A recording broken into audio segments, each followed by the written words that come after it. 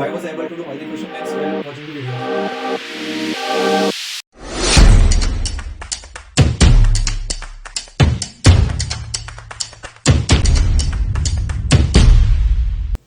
Welcome back to my YouTube channel. I am Aman Charaniya. I am a student of St. J.S. Medical College and KEM Hospital, Mumbai. In 2018, I cracked the NEET UG with an All India rank of 86. I am another small town boy chasing the big dreams.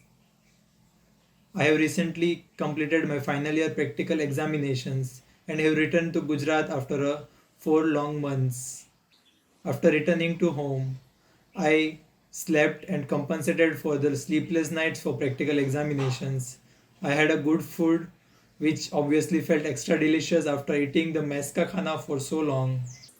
I scrolled through Instagram, surfed the YouTube, and watched some web series, just like any other another medico would do after completing their exam to de-stress themselves.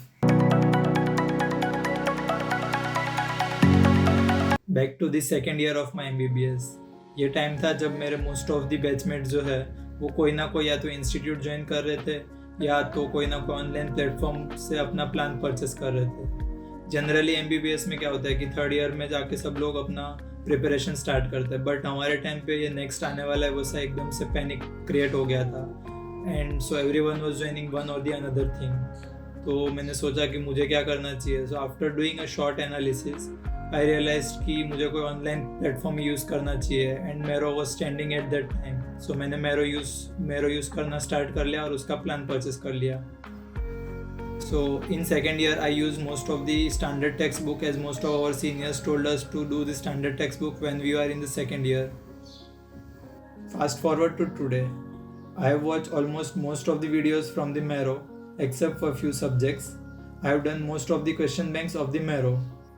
Why was I able to do all the question banks while watching the videos? Because there are two ways for solving a question bank: synchronous and asynchronous. The asynchronous method involves solving the question bank randomly.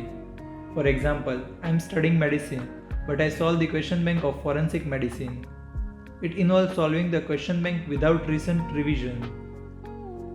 In the synchronous method, first I will watch a video of a specific subject or a topic, then read or revise the notes of that topic, and then directly jump onto the question bank on the same day. One can go through the standard textbook if they want to. Practically speaking, one cannot solve the question bank after watching every single video. So the practical application of the synchronous method can be based on the length of the topic that I am studying. If the topic consists of too many videos, for example, let's take the renal medicine, which has the 39 videos. It is almost like a short subject in itself. So it's better to break it down into 7 to 8 videos and then solve the corresponding question banks. On the other hand, for a short topic like enzymology, which has 7 videos, I will go through all the 7 videos at the same time and go through the notes and then solve the question bank.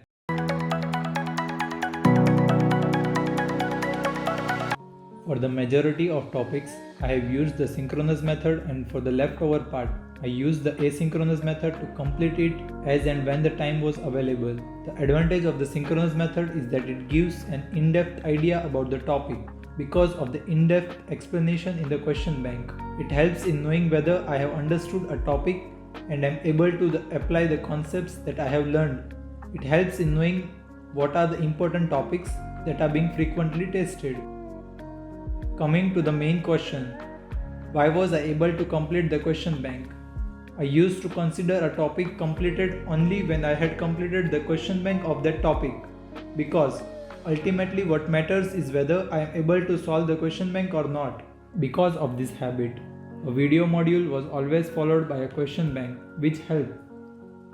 In the end, whatever method is used, solving a question bank is the most important part of the preparation as it will boost the confidence.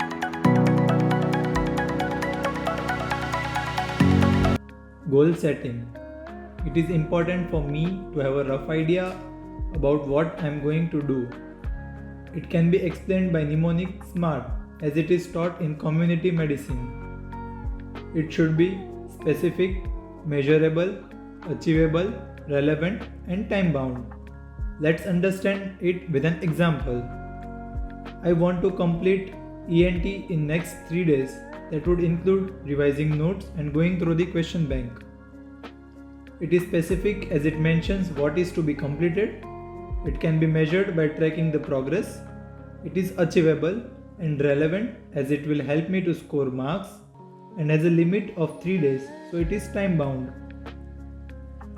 All these terms are relative and is based on the personal capacity, which will vary from person to person. For example, if I say I want to complete medicine in 2 days, it will not fall under achievable, at least for me. I have my notes ready for most of the subjects. Most of the aspirants using Marrow, DAMS, PrepRadar or any other source of preparation for that matter has their notes ready, right? Everybody knows that notes are the gold standard. But what is the practical problem? The practical problem is the difficulty that would arise to revise so many pages. How am I going to tackle that? I have already highlighted my notes with different color, especially the MCQ points. One page of Marrow notes in most instances has 5 to 6 points which are important and needs to be focused on. I am going to mark what are the important topics that are repeatedly tested in exams, that is the topics of PYQs. Secondly, I will cross out the topics and pages that are very low yielding and extra pages that don't have any potential questions in them. I have all my notes in digital form. Now how does that help? It simplifies the vertical integration of notes of different subjects for a given system. Let me explain that with an example. Let's take the renal system. It will contain the renal physiology, renal pathology, renal medicine, peds part of the renal system, renal surgery, radiology part of the renal system. Second, I can insert pages, remove pages, and insert images from the question bank or from the Google easily. I can use different color to highlight them.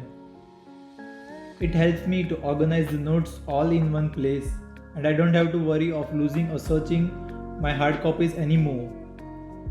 And the most important of all, I don't need to carry all these heavy books to home in vacation. This gives me the flexibility of switching to any subject I want to, as I have all the notes available in my tab. For this revision, I will go through the PYQ section of the Marrow question bank, which I am yet to complete.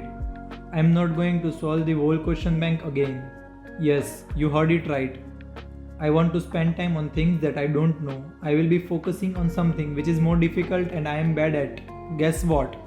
Reducing the bookmarks and reviewing the GTs, which will help me to strengthen the concepts that I am weak at and help me memorize some important facts. I will be using the flashcards to include active recall in my routine, subject-wise test and the grant test. This is what I will be using to track my progress. I will be making a separate video on the grant test. I have 30 to 35 days before I begin with my internship. I don't want to waste these 30 days. I am going to use it productively. What I am going to do is, I want to complete my pre and paraclinical subject in the next 30 days. I will be giving 3 to 4 days per subject based on the duration and the difficulty levels.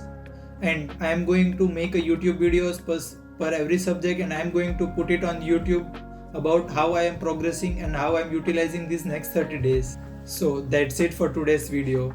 I hope you enjoyed it and learned something that will be helpful to you. If you did, please like my channel, share it with your friend and subscribe to my YouTube channel. Thank you for watching, and I will see you in the next one.